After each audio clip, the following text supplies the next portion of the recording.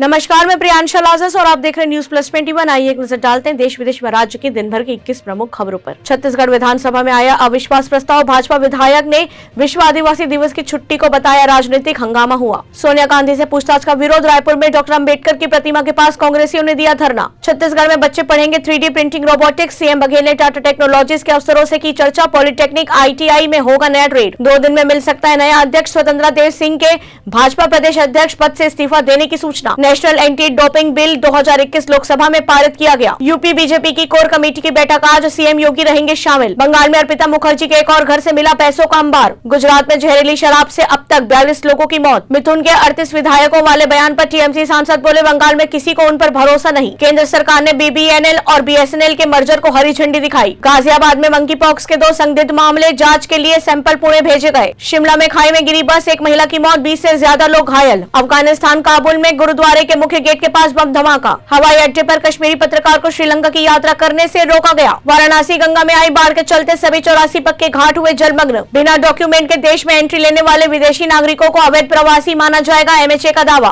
BJP ने राजस्थान में अवैध खनन की CBI जांच कराने की मांग की। कंगारू कोर्ट चला रहा मीडिया, विपक्ष को बदनाम करती एजेंसियां, बोली ममता बनर्जी। कर्नाटक के प्रवीण मर्डर केस में पुलिस ने 10 से ज्यादा लोगों को पूछताछ के लिए उठाया। 44वें शतरंज ओलंपियाड का आगाज 28 जुलाई से चेन्नई में होगा आयोजित। टी-शर्ट पर सुशांत सिंह राजपूत की तस्वीर। फ्लिपकार्ट पर फूटा एक्टर के फैंस का गुस्सा। ऐसे ही जानकारियों से अपडेट रहने के लिए देखते रहिए न्यूज प्लस 21, आपके हक की बात।